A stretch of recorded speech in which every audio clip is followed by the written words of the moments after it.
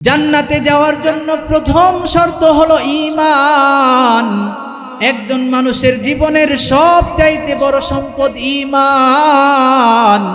এই ঈমান যার অন্তরে আছে, এই ঈমানটাকে যারা নিজের অন্তরে বাস্তবায়ন করেছে, আল্লাহ রব্বুল আলামিন কিয়ামতের ময়দানে তাদের জন্য জান্নাতের বাজেট দিয়া দিবেন। মুসলমান ভাইরারে আমার, এজন্যই তো আল্লাহ প্রদত্ত সন্তানটাকে আল্লাহ প্রদত্ত শিক্ষায় শিক্ষিত করতে হবে। আল্লাহ প্রদত্ত সন্তানটাকে যদি আমরা আল্লাহ তাআলার শিক্ষায় শিক্ষিত করতে না পারি, আমাদের সন্তান দুনিয়াতেও আমাদের কোনো কাজে আসবে না, মরণের পরেও তো আমাদের কোনো কাজে আসবে না। এজন্য আল্লাহ প্রদত্ত সন্তানটাকে আল্লাহ তাআলার কোরআনের শিক্ষায় শিক্ষিত করতে হবে। যেই সমস্ত মা বাবাগুলি তার কলিজার টুকরা সন্তানকে আল্লাহ তাআলার কোরআনের শিক্ষায় শিক্ষিত করে, তাদের কি পরিমাণে প্রয়োজন, তাদের কি পরিমাণে লাভ আর ফজিলত এ সম্পর্কে একটা ঘটনা আমি আপনাদের খেদমতে শোনায় দেই। আল্লামা জাকারিয়া রহমাতুল্লাহি আলাইহি ওনার রচিত খুতুবাতের মধ্যে উনি লিখেছেন, কোনো একদিন কোনো এক আল্লাহওয়ালা পথ চলতেছিলেন, বহুদূর পর্যন্ত চলে গেলেন। চলতে চলতে কিছু দূর যাওয়ার পর পথের ধারে একটা কবরস্থানের দিকে তার নজর পড়ে গেল। কবরস্থান দেখে থমকে দাঁড়িয়ে গেলেন। কেন? ইসলাম আর শরীয়ত স্পষ্ট বলে দিয়েছে, খবরদার যখন তোমরা কবরস্থানের পাশ দিয়ে অতিক্রম করো, খবরদার তড়িঘড়ি করে সেখান থেকে চলে যেও না। সময় যদি তোমার হাতে নাও থাকে, কমপক্ষে কবরবাসীদেরকে একটা সালাম দাও, আসসালামু আলাইকুম ইয়া আহলাল কুবুর। আল্লাহর ওলি ওনার হাতে যেহেতু সময় ছিলেন, কবরস্থানের পাশে দাঁড়িয়ে গেলেন, কবর জিয়ারত করলেন, এরপরে নিজের গন্তব্যস্থানের মধ্যে চলে গেলেন। যাওয়ার পর যখন বাসার মধ্যে ফিরে আসলেন, ঈশার নামাজ পড়ে পূত পবিত্র বিছানার মধ্যে ঘুমাতে গেলেন। ঘুমের ঘোরে স্বপ্ন দেখতেছেন, দিনের বেলায় যে কবরস্থানের পাশ দিয়ে অতিক্রম করতেছিলেন, পুরা কবরবাসীগণ তার চোখের সামনে ভাসমান। হাজার হাজার কবরবাসীগণ ইলিপের চাউল যেমনে নেয় এরকম লাইনের মধ্যে দাঁড়ানো, তার সব রেশানির সবের প্যাকেটগুলো ফেরেশতাদের হাত থেকে নিতেছে। এরকম অবস্থা দেখার পরে ওই আল্লাহ তাআলার ওলি ভালো করে লক্ষ্য করে দেখেন, হাজার হাজার কবরবাসীগণ লাইনের মধ্যে দাঁড়ানো, কিন্তু একজন অতিশয় বৃদ্ধা মহিলা, সে তার কবরের মধ্যেই বসে আছে। তার কবরটা মনোমুগ্ধকর পরিবেশ, তার কবর থেকে সুঘ্রাণের ফোয়ারাগুলি বেরিয়ে আসে, তার কবরটা নূরে নূরান্বিত, ফুলের বিছানা বিছানো। এরকম দেখার পরে আল্লাহ তাআলার ওলির মস্তিষ্কের ভিতরে চূড়ান্ত আঘাত লাগলো। কিরে, অতিশয় বৃদ্ধা মহিলা দেখা যায়, এই ঝুপড়ি বৃদ্ধা মহিলা নিজের জীবনে কি এমন আমল করেছে যে আমলের কারণে আল্লাহ তাআলা তার কবরটাকে এত সুন্দর বানায় দিয়েছে। একদিন তো আমাকেও এই কবরের মধ্যে আসতে হবে, আমাকেও তো এমন আমল করা দরকার। মুসলমান ভাই, আমি জিজ্ঞাসা করতে চাই, আমরা যারা আজকের মাহফিলে উপস্থিত হয়েছি, বলুন তো আমাদের কি একদিন এই পৃথিবী ছাড়তে হবে কি হবে না? আরো জোরে বলেন, হবে কি হবে না? আল্লাহ রব্বুল আলামিন বলেন, নির্ধারিত দিনে, নির্ধারিত টাইমে, নির্ধারিত কায়দায় তোমার আমার মৃত্যু হবেই হবে। এজন্যই তো একজন বিজ্ঞ কবি বলেন, কদম সোয়ে মারকাদ নজর সোয়ে দুনিয়া, कदम सोए मरकत नजर सोए दुनिया, किधर जा रहा है किधर देखता है। कवि बोलें, कदम सोए मरकत नजर सोए दुनिया, किधर जा रहा है किधर देखता है, किधर जा रहा है किधर देखता है। कवि बोलें, ए पृथिवीर सुंदरी, এ পৃথিবীর ক্ষমতার অধিকারী, তোমার কদম, তোমার পদযুগল তো কবরের দিকে। যেদিন তুমি মার পেট থেকে আসলে সেদিন থেকে দিনের পরে রাত, রাত্রের পরে দিন, দিন যখন এলো তার মানে তোমাকে কবরের দিকে আগায় দিল। আবার যখন রাত্রি এলো, তার মানে তোমাকে আরো কবরের দিকে আগায় দিল ধাক্কায়া। আবার যখন রাত্রের প্রস্থানে দিনের আগমন ঘটলো, তার মানে তোমাকে আরো কবরের দিকে আগায় দিল। তার মানে তোমার কদম, তোমার পদযুগল তো কবরের দিকে, আর তোমার নজর তো দুনিয়ার দিকে, দুনিয়ার মায়া মহাব্বতের দিকে, দুনিয়ার ভোগবিলাসের দিকে, দুনিয়ার গাড়ি আর বাড়ির দিকে। এভাবে চলতে চলতে একটা অবস্থা হবে। আমার আল্লাহ বলেন, আল্লাহকুমুত তাকাসুর, আল্লাহকুমুত তাকাসুর হাত্তা যুরতুমুল মাকাবির, কাল্লা সাউফা তা'লামুনা তুম্মা কাল্লা সাউফা তা'লামুন। আল্লাহ বলেন, আল্লাহকুমুত তাকাসুর, দুনিয়ার মায়ামোহ, সম্পদের আধিক্য, মিল কারখানা, বাড়ি আর গাড়ি, এগুলির ধান্দা তোমাকে আল্লাহ তাআলার স্মরণ থেকে গাফেল করে দিয়েছে।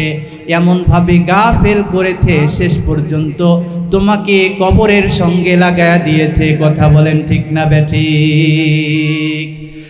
अगर खा हम के राजे दिल बगू यमदानो मियाबम, अगर खा हम के राजे दिल बगू यमदानो मियाबम, वगर याबम तुरा तुन्हा वहम शावद जाए पैदा, बखुशी गम कुनम खुदरा वमन खुदरा नुमीदानम, बखुशी गम कुनम खुदरा वमन खुदरा नुमीदानम।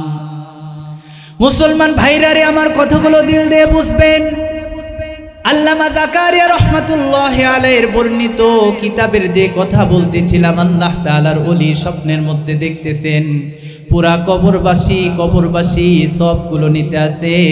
একটা বৃদ্ধা মহিলা নিজের কবরের মধ্যে বসা, তার কবরটা অনেক সুন্দর। আল্লাহর ওলি ভাবলেন, আমাকেও তো একদিন এই কবরের মধ্যে আসতে হবে, আমাকেও তো আমার কবরটা এত সুন্দর করা দরকার। স্বপ্নের মধ্যে জিজ্ঞাসা করলেন, মা কি তোমার নাম, কোথায় তোমার ঠিকানা, তুমি এমন কি আমল করেছো যে আমলের কারণে আল্লাহ তাআলা খুশি হয়ে তোমার কবরটাকে এত সুন্দর বানায় দিয়েছে, আমাকে বলো। বৃদ্ধা মহিলা উত্তর করলো, আমার তো এমন জীবনে কোনো আমলের কথা জানা নাই, তবে আল্লাহ তাআলা আমাকে একটা ছেলে সন্তান দান করেছিলেন। দুনিয়ার মায়ায় পড়ে আমার সন্তানকে জাগতিক শিক্ষায় শিক্ষিত করি নাই, বরং আখিরাত সাজাবার জন্য আমার সন্তানকে কোরআনের শিক্ষায় শিক্ষিত করেছি। আমার সন্তান হয়তো আমার জন্য কোনো একটা আমল করে, যে আমলের কারণে আল্লাহ রব্বুল আলামিন আমার কবরটাকে এত সুন্দর বানায় দিয়েছেন।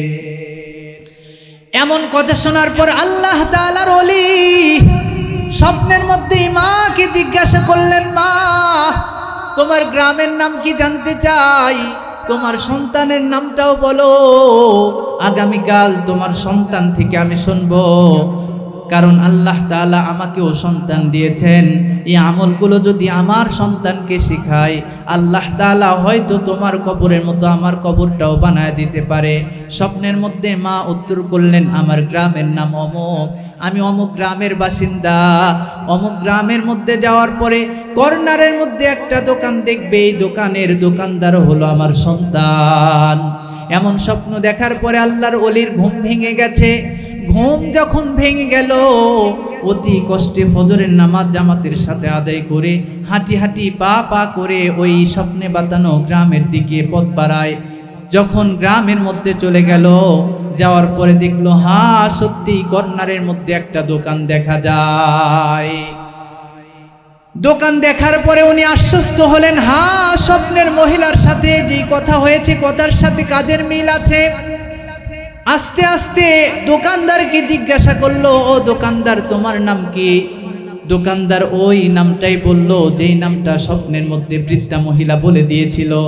যখন কনফার্ম হয়ে গেল এটাই বৃদ্ধা মহিলার সন্তান, তখন তিনি একটা পলিসি অবলম্বন করলেন।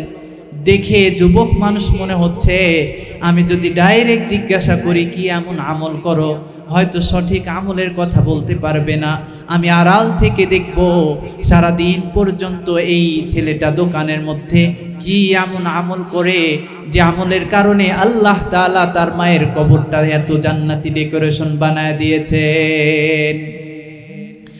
আড়ালের মধ্যে দাঁড়ায় গেলেন আল্লাহ তাআলার ওলি, দাঁড়ায় দেখতেছিলেন যখনই দোকানের মধ্যে কাস্টমারগুলি চলে আসে, কাস্টমারকে মালদ্রব্য দিয়ে দেয়, আবার যখন কাস্টমার সেখান থেকে চলে যায় তখন কোরআনুল কারীম দোকানের তাকের মধ্যে রাখা আছে, কোরআনুল কারীম তা সুন্দর করে পারে, এরপরে চোখের সাথে লাগায়, মুখের সাথে লাগায়, গালের সাথে লাগায়, বুকের সাথে লাগায়, চুমো খায়।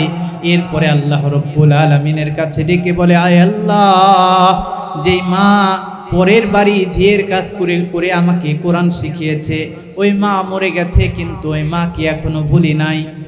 জীবিকার তাগিদে দোকানদারি করি, এরপরেও তো মা আমাকে কষ্ট করে কোরআন শিখিয়েছে, ওই মাকে ভুলি নাই।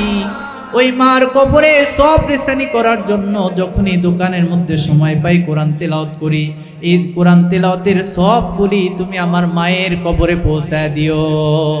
এরকম নিয়ত করে লম্বা টাইম পর্যন্ত কোরআন তেলাওয়াত করে, আবার যখন দোকানের মধ্যে কাস্টমার চলে আসে, কাস্টমারকে মাল দ্রব্য দিয়ে দেয়, আবার যখন দোকান থেকে কাস্টমার চলে যায় তখন আবার কোরআন তেলাওয়াত শুরু করে দেয়। অমুসলমান, এরকম দেখার পরে আল্লাহ তাআলার ওলির আর বোঝার বাকি নাই, কেন আল্লাহ তাআলা অতিশয় বৃদ্ধা মহিলার কবরটা এত জান্নাতি ডেকোরেশন করে দিয়েছেন। একমাত্র তার সন্তান কোরআন তেলাওয়াতের সবগুলো তার কবরে পৌঁছে দেওয়ার কারণে আল্লাহ তাআলা প্রতিনিয়ত তার কবরের মধ্যে বৃষ্টির পানির মতো নেকিগুলো তার মায়ের কবরে পৌঁছাচ্ছেন। এজন্যই তো তার মায়ের কবরটা এত সুন্দর জান্নাতি ডেকোরেশন হয়েছে। এজন্য বলতে চাই মুসলমান, আমার তো কখনোই বুঝে আসে না মুসলমান কি করে তার ঘরের ভিতরে, তার ঘরের বারান্দার ভিতরে, তার মসজিদের ভিতরে, মসজিদের বারান্দার ভিতরে আল্লাহ তাআলার কোরআনের মতো ঐশী গ্রন্থ থাকতে এই গ্রন্থটাকে মাইনাস করে, বাইপাস করে অন্য শিক্ষা কেমনে দেয়। যে কোরআনুল কারীম ধরলে নাকি, পড়লে নাকি, যে কোরআনুল কারীমের দিকে মোহাব্বতের নজরে তাকাইলেও নাকি হয়, এমন একটি কোরআন মুসলমানের হাতের নাগালেই মাদ্রাসায় শিক্ষা দেওয়া হয়। আজকে মুসলমান তার সন্তানকে কোরআনের শিক্ষা থেকে বাইপাস করে, মাইনাস করে অন্য শিক্ষা কেমনে দেয়। ও মুসলমান, খুব ভালো করে বুঝবেন, আজকে আমরা জাগতিক শিক্ষার জন্য এতটাই লালায়িত, যেই জাগতিক শিক্ষা অর্জন করার পর এমএ পাস করেছি কিন্তু চাকরি নাই, অটো চালাতে হয়, মনোহারীর দোকান দিতে হয়, অথবা ভ্যান চালাতে হয়, রিক্সা চালাতে হয়। তাহলে এই যে জাগতিক শিক্ষা অর্জন করার পরে অনেক বড় অফিসার আপনি হওয়ার জন্য মোটা অঙ্কের টাকা আপনাকে ঘুষ দিতে হয়, এরপরে আপনার পরিবারের মধ্যে পরিচিত বড় অফিসার থাকতে হয়। যদি ভালো কোনো অফিসার আর মোটা অঙ্কের টাকা ঘুষ না দিতে পারেন, জাগতিক শিক্ষার যত এক্সপার্ট শিক্ষিতই আপনি হন না কেন, আপনার ভালো চাকরি কখনোই নিশ্চিত হবে না। পক্ষান্তরে কোরআনুল কারীমের শিক্ষা যে শিখেছে, দেখে দেখে কোরআনুল কারীম সহি শুদ্ধভাবে পড়তে পারে, তার ভাতের অভাব নাই। তামাম দুনিয়াকে চ্যালেঞ্জ করে বলতে পারি, আল্লাহ তাআলার কোরআন শিখেছে, কোরআনুল কারীম শিক্ষা অর্জন করেছে। এরকম অবস্থায় যদি একজন ব্যক্তি পৃথিবীতে বেড়ে উঠতে পারে, আল্লাহ রব্বুল আলামিন কোনো না কোনো খেদমতে তাকে লেগিয়ে রেখেছেন। হয়তো কমপক্ষে মুয়াজ্জিনের চাকরি, অথবা মসজিদের ইমামতি, অথবা মসজিদের খতিব, অথবা ঈদগাহের মাঠের নামাজ, যে কোনো চাকরিতে আল্লাহ রব্বুল আলামিন তার রিজিকের ফয়সালা কিন্তু করে দিয়েছেন। এজন্য পাঁচটুপি মিয়াপাড়া মাদ্রাসার এরিয়ার সকল মা বোনদেরকে বলতে চাই, ও মা,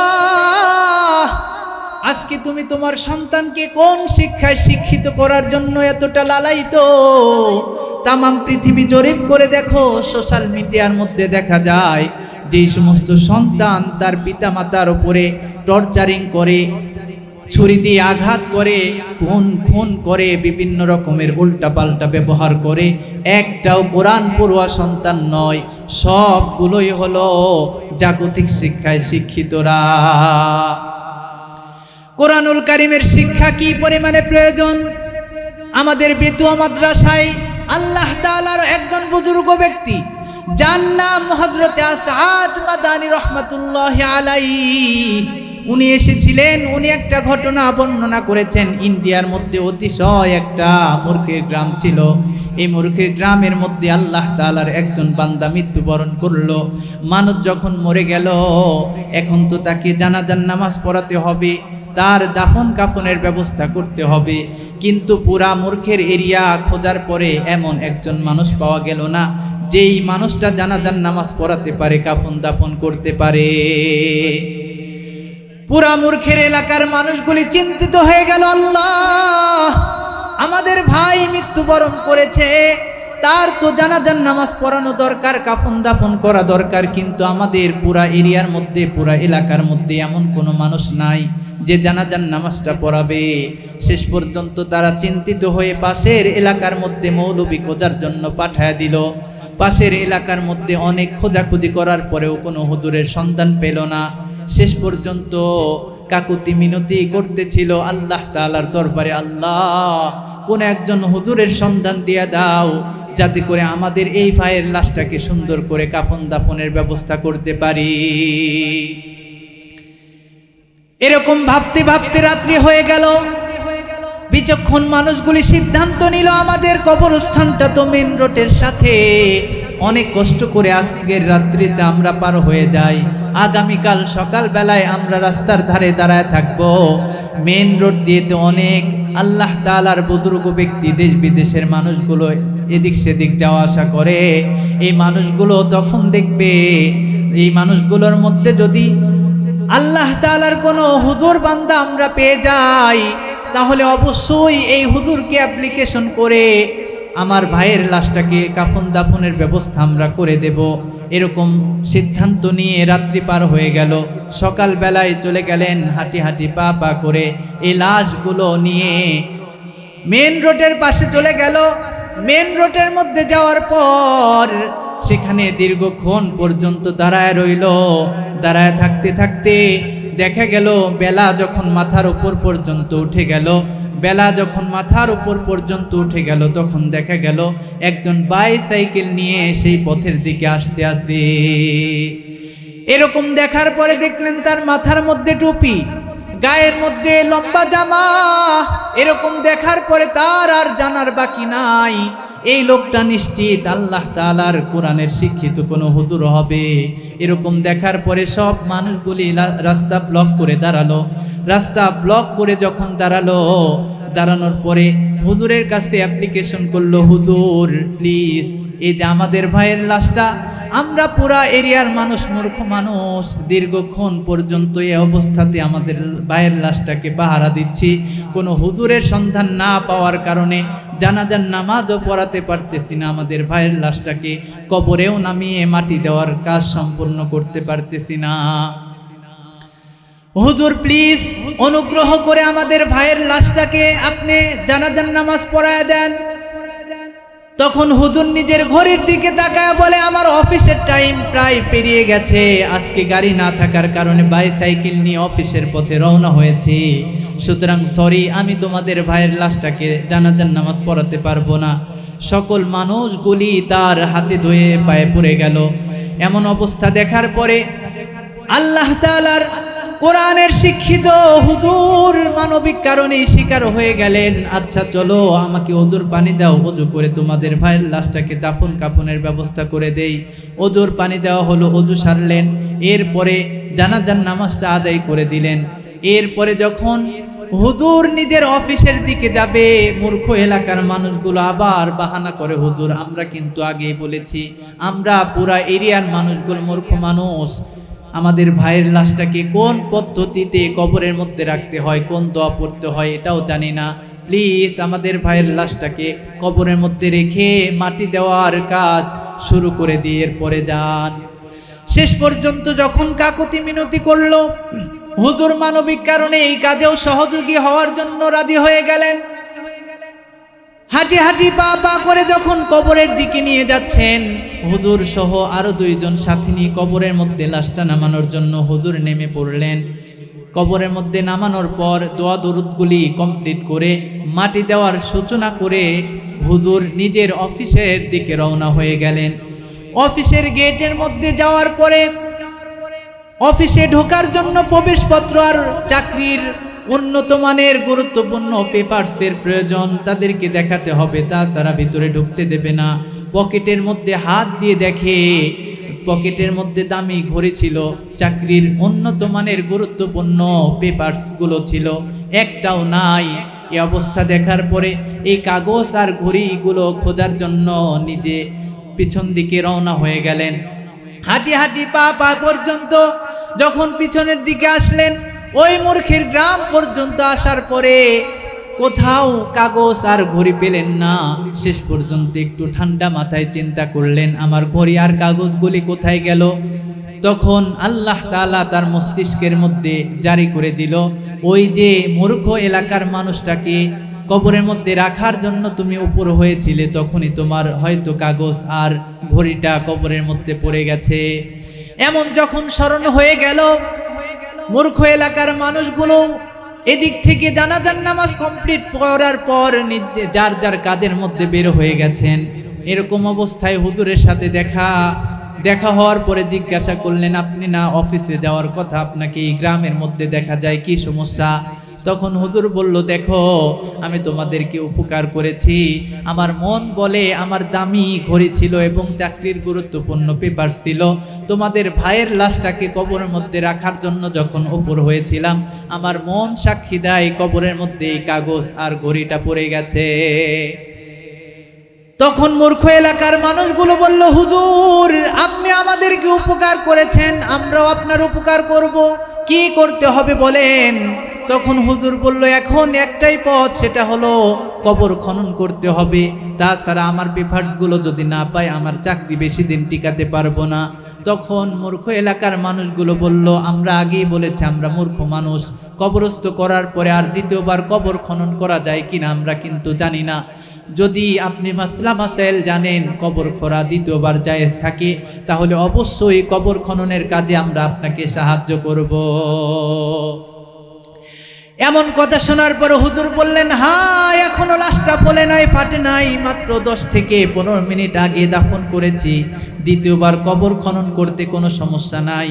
কোদাল আনতে পাঠালো, কোদাল নিয়ে আসা হলো, কোদাল দিয়ে যখন কবরের ওপর থেকে আস্তে আস্তে করে মাটিগুলো সরালো, মাটির পরেই চাটাই, এরপরে বাঁশ, মাটিগুলো সরানোর পর যখন চাটাই বের হয়েছে, অমনি ফাত করে সুগ্রান, এমন জান্নাতি ফুলের সুগ্রান, যেই সুগ্রানের ফোয়ারা দুনিয়াতে কোনো মানুষের নাক কোনোদিন শোকে নাই। এমন সুগ্রান দেখার পরে আল্লাহ তাআলার বুজুর্গ ব্যক্তি হুজুর চিন্তায় পড়ে গেলেন, এই যে সুগ্রান কোথায় থেকে আসে? এরকম দেখার পরে উনি লক্ষ্য করে দেখলেন এই সুগ্রানটা অন্য কোথা থেকে না, ওই যে মাটির কবর, ওই কবর থেকে ভেসে আসতেছে। আস্তে আস্তে করে চাটাই তোলা হলো, এরপরে একটা একটা করে বাঁশ যখন সেখান থেকে উঠানো হলো, উঠানোর পর দেখা গেল আল্লাহ, মাত্র 10 থেকে 15 মিনিট পূর্বে মাটির কবরে, মাটির দেহে সাদা কাফন জড়ানো যে লাশটাকে রাখা হয়েছে, কবরের মধ্যে লাশটাকে আর দেখা যায় না। পুরা কবরটা রকমারি সুন্দর সুন্দর ফুলের মাধ্যমে ভরপুর। কে বা কারা কবরের মাঝখানে সুন্দর করে দামি ঘড়ি আর সুন্দর কাপড়, সুন্দর চাকরির পেপারসগুলো সুন্দর সাজায়া গোছায়া রেখে দিয়েছে। এমনটা দেখার পরে হুজুর গ্রামের লোকদেরকে বলল, তাড়াতাড়ি করে দামি ঘড়ি আর পেপারসগুলো সেখান থেকে বের করো, আবার কবরটা আগের মতো করে দাও। এমন অবস্থা দেখার পরে ওনার আর দুনিয়ার আর চাকরির কথা তার স্মরণের মধ্যে নাই। উনি গ্রামের মানুষদেরকে বলল, আচ্ছা এই যে লোকটাকে মাটির কবরের মধ্যে রাখা হলো, আল্লাহ তাআলা তার কবরটা এত সুন্দর বানায় দিয়েছে, এর আপনজন বলতে পৃথিবীতে কে আছে? আপনজন বলতে কে আছে? কারণ সে তো মরেই গেছে, তার থেকে তো আর জানার উপায় নাই কি আমল করত, যে আমলের কারণে আল্লাহ তাআলা মরতেই কবরের মধ্যে লাশটা রাখতে দেরি করলেও আল্লাহ তাআলা ফুলের বিছানা বিছাইতে দেরি করে নাই। এই আমলটা সম্পর্কে জানা দরকার। এমন যখন জিজ্ঞাসা করেছে গ্রামের মানুষের কাছে, গ্রামের মানুষগুলো উত্তর করলো, এই মানুষটা একেবারেই নিঃস্ব, এই মানুষের আপনজন বলতে একমাত্র মেয়ে ছাড়া আর কেউ দুনিয়াতে নাই, আছে থাকলেও অনেক দূরে দূরে, একমাত্র মেয়েটাই তার গ্রামের মধ্যে বসবাস করে। তখন হুজুর বলল, আমাকে তার মেয়ের কাছে নিয়ে চলো, আমিও তো একদিন কবরের মধ্যে আসবো, আমার কবরটা এত সুন্দর হওয়া দরকার। মূর্খ এলাকার মানুষ, মূর্খ হওয়ার পরে কি এমন আমল করেছে আল্লাহ তাআলা পছন্দ করে তার কবরটা এত সুন্দর বানায় দিয়েছেন। এমন কথা শোনার পর মূর্খ এলাকার মানুষগুলি হুজুরকে নিয়ে গেলেন ওই মেয়েটার কাছে। মেয়েটার কাছে যাওয়ার পরে হুজুর জিজ্ঞাসা করলেন, বাবা তোমার আব্বু দুনিয়াতে থাকা অবস্থায় কি এমন আমল করেছে যে আমলের কারণে আল্লাহ তাআলা তার কবরটা এত সুন্দর বানায় দিয়েছে? তখন মেয়েটা উত্তর করলো, হুজুর আপনি কিন্তু আগেই জেনেছেন আমরা এই এরিয়ার পুরা মানুষগুলো মূর্খ মানুষ, আমার বাবাও একজন মূর্খ মানুষ ছিলেন, কিন্তু আমি দেখতাম প্রতিদিন সারাদিন পর্যন্ত ক্ষেত খামারে কাজ করতেন, সন্ধ্যাবেলায় বাড়িতে আসার পর পুকুর পাড়ে যেতেন, সুন্দর করে পরিপাটি হতেন, ওযু করতেন, এরপরে আমাদের তাকের ওপরে কাপড়ে পেঁচানো একটা মোটা বই আছে, এই বইটা পারতেন, মূর্খ মানুষ পড়তে পারতেন না। এরপরেও ইন্ডিয়ান ভাষা যেহেতু উর্দু ভাষায় বলতো, এ ভি মেরে মৌলা কা ফরমান হে, ए भी मेरे मौला ने फरमाया, ए भी मेरे मौला, ए भी मेरे मौला की कौल है, ए भी मेरे मौला ने कहा। এরকম উর্দু ভাষায় বলতেছিল আর লাইনের উপরে হাত বোলাতেছিল। এরকম দীর্ঘদিন পর্যন্ত আমার বাবাকে করতে দেখতাম। এমন কথা শোনার পর হুজুর জিজ্ঞাসা করলেন, ওই যে বই তোমার বাবা প্রতিদিন নিয়ে আসতো এবং শ্রদ্ধা ভরে A V Sach high, A V মেরে মাওলা কা ফরমান হাই বলতো, ওই বইটা আমার কাছে নিয়ে আসো দেখি, এই বইটা কোন বই যে বইটা তোমার বাবা প্রতিনিয়ত এরকম সম্মানের সাথে এ ভি মেরে মাওলা কা ফরমান হাই বলার কারণেই হয়তো আল্লাহ তাআলা তোমার বাবার কবরটা সুন্দর বানায় দিয়েছেন। তাকের ওপর থেকে বইটা পেরে নিয়ে আসা হলো। এরপরে কাপড় খুলে দেখা গেল, আল্লাহ, এই বইটা কোনো কাজী নজরুল ইসলামের লিখিত বই না, রবি ঠাকুরের লিখিত কোনো বই না, এ পৃথিবীর কোনো সাহিত্যিকের বই না, এটা হলো আমার আল্লাহ রব্বুল আলামিনের 30 পারা কোরআন। এরকম দেখার পরে হুজুরের আর বোঝার বাকি নাই, আল্লাহ রব্বুল আলামিন মূর্খ এলাকার মূর্খ মানুষ কোরআন পড়তে পারতো না, ঠিক আছে, কিন্তু কোরআন যে পড়তে পারতো না, এই ব্যথা আর বেদনা নিজের বুকের মধ্যে ধারণ করে বারবার আয়াতের উপর থেকে হাত বোলাতো এবং বলতো, এ ভি মেরে মাওলা কা ফরমান হ্যায়, এ ভি মেরে মাওলা নে সচ কাহা। এরকম বলার কারণে আল্লাহ তাআলার কোরআন পড়তে পারুক আর না পারুক, এই যে কোরআনের মহাব্বতে না পারার ব্যথা নিয়ে আয়াতের ওপর দিয়ে আঙ্গুল বোলাতো, হাত বোলাতো, এটা আল্লাহ তাআলার দরবারে কবুল হয়ে গেছে। এজন্যই তো এই মানুষটা মরতে দেরি হয়েছে, তার লাশটা কবরের মধ্যে রাখতে আল্লাহ তাআলা দেরি করলেও আল্লাহ তাআলা তার কবরটা সুন্দর জান্নাতি ডেকোরেশন করতে দেরি করে নাই।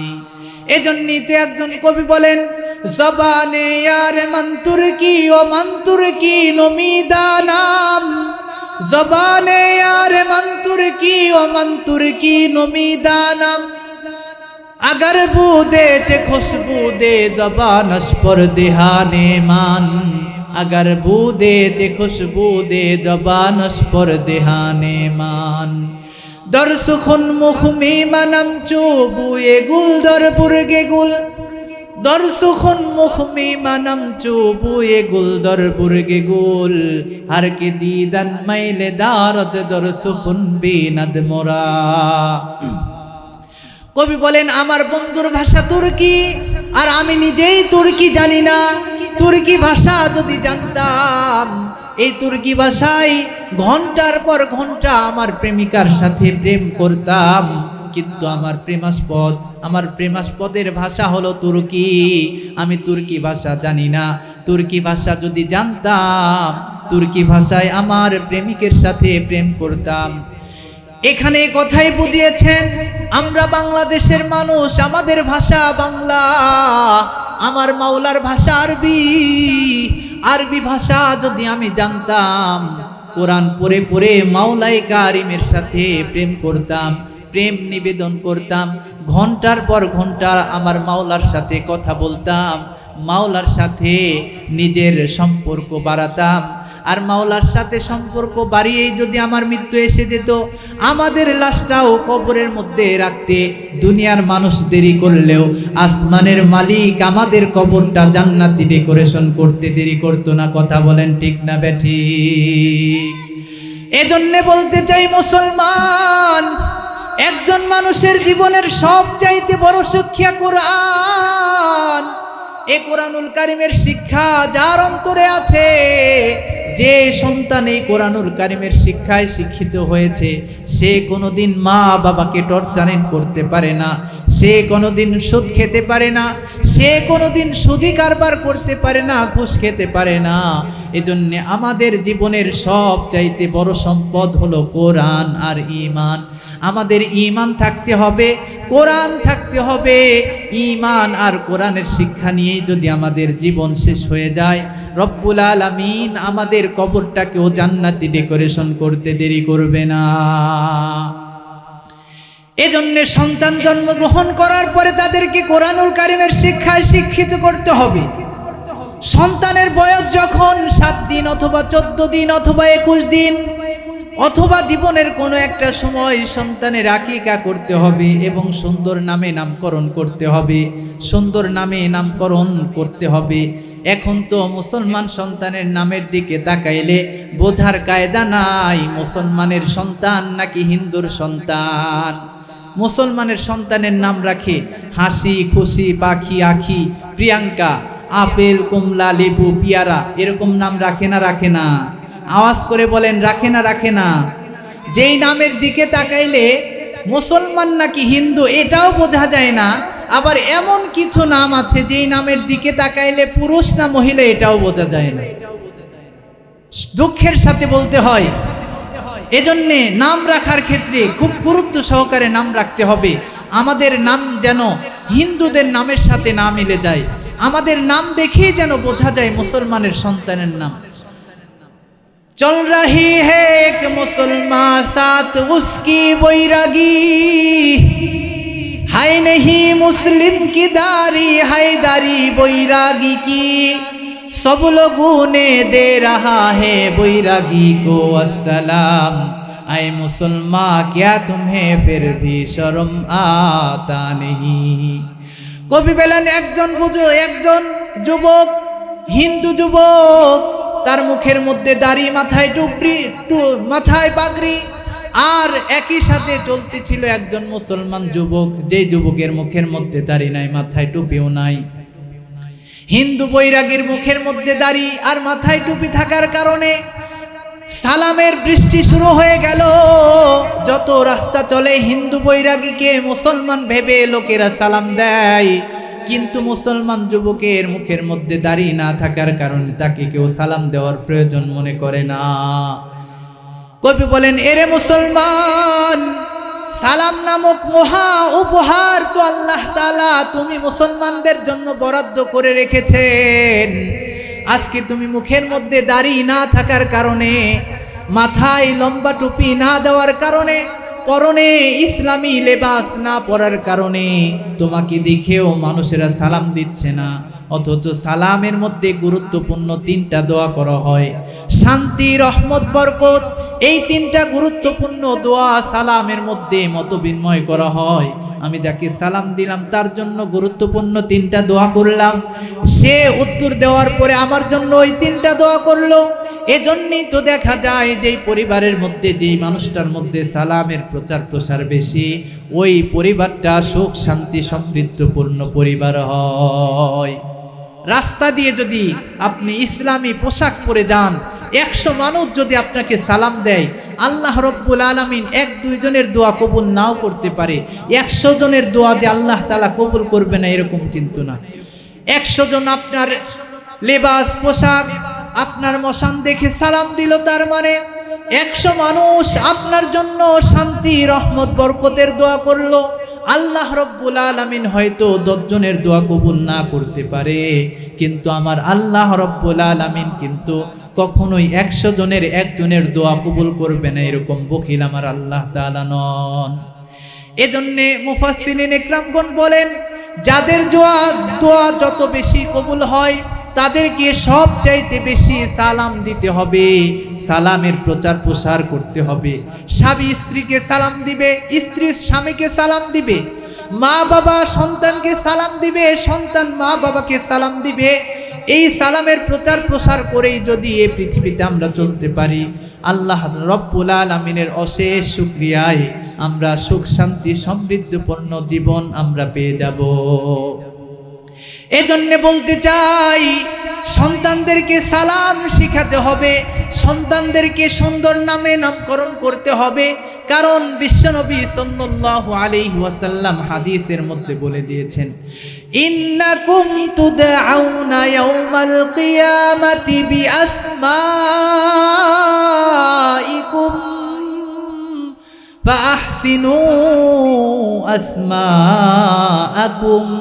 নিঃসন্দেহে কিয়ামতের ময়দানে তোমাদের নাম ধরে ধরে ডাকা হবে, সুতরাং তোমরা তোমাদের সন্তানদের নাম সুন্দর নামে নামকরণ করো। সন্তানের নাম সুন্দর করা কি পরিমাণে প্রয়োজন, এই প্রসঙ্গে একটা মাত্র ছোট্ট ঘটনা বলে আপনাদের কাছ থেকে আমার বিদায়ের পালা। আশরাফ আলী থানভী রহমাতুল্লাহি আলাইহি ওনার রচিত কিতাবের মধ্যে লেখেন, ইন্ডিয়ার মধ্যে সম্ভ্রান্ত পরিবারে আল্লাহ রব্বুল আলামিন একটা ছেলে সন্তান দান করলেন। ছেলে সন্তান পাওয়ার পরে মুসলিম সম্ভ্রান্ত পরিবারের মানুষগুলি খুশিতে আত্মহারা, কিন্তু আমাদের মতো নয়। খুশিতে আত্মহারা হয়ে সন্তান জন্মের পরে কি করতে হয় সেগুলোর খবর থাকে না, মিষ্টির দোকানের দিকে দৌড়ায়। মুসলিম সম্ভ্রান্ত পরিবারের মানুষগুলি সুন্দর একটা নাম দিল আব্দুর রহমান। আব্দুর রহমান হাঁটি হাঁটি পা পা করে যুবক বয়সে দেখতে দেখতে বেড়ে উঠল। যুবক বয়সে উপনীত হওয়ার পরে আব্দুর রহমান সাহেবের বাবা মৃত্যুবরণ করলো। আব্দুর রহমান সাহেবের বাবার যখন মৃত্যুবরণ হয়ে গেল, তার বাবার ছিল বড় বিজনেস, ব্যবসার দায়িত্ব আব্দুর রহমান সাহেবের কাঁধের উপরে আসলো। এমন অবস্থায় বিভিন্ন কোম্পানির সাথে ডিসকাস করার জন্য বিভিন্ন জায়গায় যেতে হয়। এমন একদিন 4-5টা স্টেশন পার হওয়ার পরে কোনো একটা কোম্পানির সাথে দেখা করতে হবে। তখন তো দূরের পথ সফর করতে হতো ট্রেনের মাধ্যমে, তখন ট্রেনের মধ্যে চিকিৎসার ব্যবস্থাও ছিল না। আব্দুর রহমান সাহেব উন্নত একটা ট্রেনের মধ্যে উঠে সফর শুরু করলেন। একটা স্টেশন পার হওয়ার পরে আব্দুর রহমান সাহেবের নাক থেকে মুখ থেকে সমান তালে বমি হওয়া শুরু হয়ে গেল। যেহেতু ধনী কোটিপতি ভিআইপি বগির মধ্যে বসেছিলেন, সেখানের সব মানুষগুলি ভিআইপি সম্ভ্রান্ত পরিবারের মানুষ। সবাই এই অবস্থা দেখার পরে সবাই নাক ছিটকানো শুরু করলো। কেউ বা মানবতার খাতিরে আব্দুর রহমান সাহেবকে চিকিৎসার ব্যবস্থা করতে চাইল। শেষ পর্যন্ত বিচক্ষণ মানুষগুলি পকেট থেকে টিকিট বের করলো, করার পরে দেখলো সামনের স্টেশনের মধ্যে লোকটা নেমে যাবে নাকি আরো কয়েকটা স্টেশন পার হতে হবে। টিকিট বের করার পরে দেখলো না না না, সামনের স্টেশনই তার গন্তব্যস্থল নয়, আরো কয়েকটা স্টেশন তাকে পার হতে হবে। বিচক্ষণ মানুষগুলি ভাবলো তার গন্তব্যস্থলের স্টেশন আসা পর্যন্ত যদি আমরা এখানে দেরি করি, চিকিৎসার অভাবে এত ধনী কোটিপতি মারা পড়বে। না না না, এটা মেনে নেওয়া যায় না।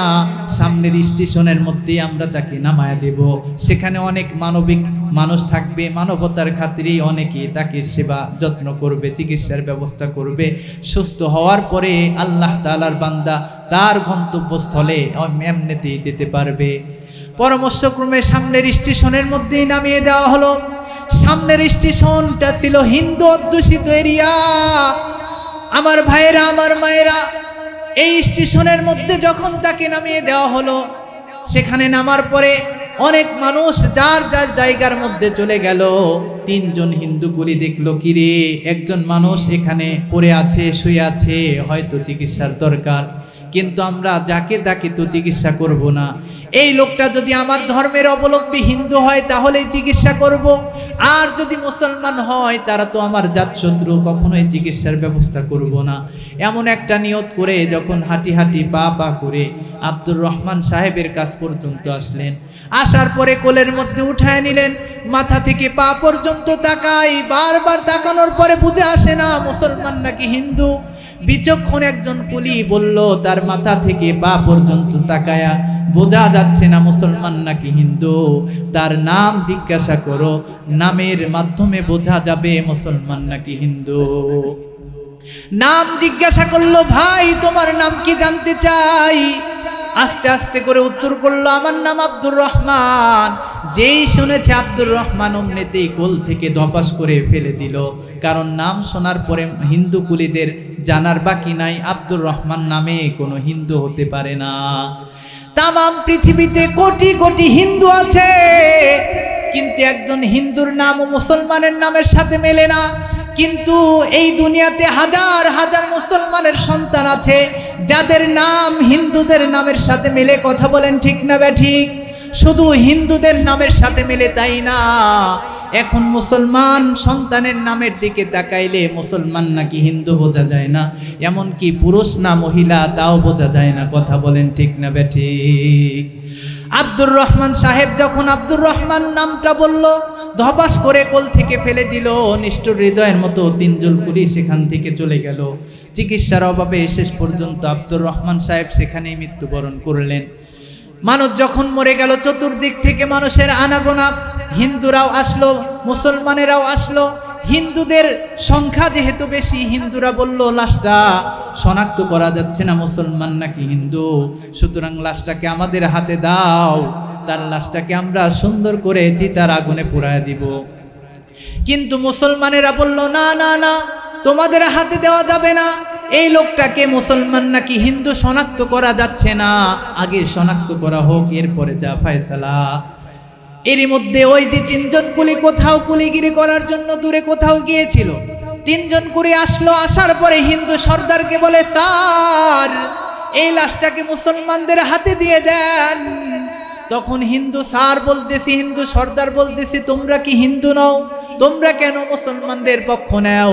তখন হিন্দু বলল, আমরা মুসলমানদের পক্ষ নিচ্ছি না, বরং এই লোকটা মরার সময় আমরা তার কাছে এসেছিলাম, আসার পরে নাম জিজ্ঞাসা করেছিলাম, নাম বলেছে আব্দুর রহমান, সুতরাং আব্দুর রহমান নামে তো কোনো হিন্দু হতে পারে না, এটা মুসলমানেরই লাশ, সুতরাং মুসলমানদের হাতে দিয়ে দাও, মুসলমান এই লাশটাকে সুন্দর করে কাফন দাফনের ব্যবস্থা করবে। এরপরে লাশটাকে মুসলমানদের হাতে দেওয়া হয়। এই ঘটনা উল্লেখ করে আশরাফ আলী থানভী রহমাতুল্লাহি আলাইহি বলেন, দুনিয়াতেই যেমন আব্দুর রহমান সাহেবের মা বাবা তার জন্য আব্দুর রহমান নাম চয়ন করেছিল, নামের কারণে যেমন আব্দুর রহমান দুনিয়াতেই চিতার আগুন থেকে বেঁচে গেল, আমার তো মন বলে আল্লাহ রব্বুল আলামিন নামের কারণে আল্লাহ তাআলা জাহান্নামের আগুন থেকেও বাঁচায়া দেওয়ার সম্ভাবনা। ছোট্ট একটা সহজে বোঝাই, পান কিনতে গেছেন অনেকেই, পান কিন্তু সবগুলো একরকম থাকে না, কিন্তু পানের বোটা কিন্তু সবগুলার সমান থাকে। এজন্যই বোঝা যায় না যে এই বিড়ার মধ্যে ছোট পানই বেশি না বড় পান বেশি। ছোট পানটা বোটার দিক থেকে বড় পানের বোটার সাথে মিল থাকার কারণে ছোট পানটাও বড় পানের মূল্যে বিক্রি হয় কি না? হয়। কিন্তু তাহলে দুনিয়াতেই যেহেতু ছোট পানটা বড় পানের বোটার সাথে ছোট পানের বোটার মিল, সেজন্য বড় পানের মূল্যে ছোট পানটা বিক্রি হয়। নামের দিক থেকে আমাদের ওঠা বসা, পোশাক আশাক, আমাদের বেশভূষা, এগুলোর দিক থেকে যদি আমরা উলামায়ে কেরাম, সাহাবায়ে কেরাম এবং হক্কানি বুজুর্গ উলামায়ে কেরামের সাথে মিল থাকতে পারি, আল্লাহ তাআলা এই মিল থাকার কারণে কিয়ামতের ময়দানে তাদের কাতারে শামিল করে আমাদেরকে জান্নাত দিতে পারেন কি পারেন না? আওয়াজ করে বলতে হবে, পারেন কি পারেন না? অবশ্যই পারেন। এজন্য আসুন আমরা আমাদের শিক্ষার দিক থেকে উলামায়ে কেরামের সাথে মিল করি, আমাদের ওঠা বসা, পোশাক আশাক, আমাদের বেশভূষা সবগুলোই যেন হক্কানি জান্নাতি মানুষের সাথে মিল হয়। এরকম জান্নাতি মানুষের ওঠা বসা, চালচলন, কথাবার্তা থেকে শুরু করে সব কিছুর সাথে যেন আমরা মিল থেকে, আমাদের নামের সাথে শিক্ষার দিক থেকে সব দিকে মিল রেখে আমরাও যেন জান্নাতি হতে পারি। আল্লাহ রব্বুল আলামিন আমাদের সকলকে তৌফিক দান করুন। ওয়া আখিরু দাওয়ানা আনিল হামদুলিল্লাহি রাব্বিল আলামিন। আসসালাম।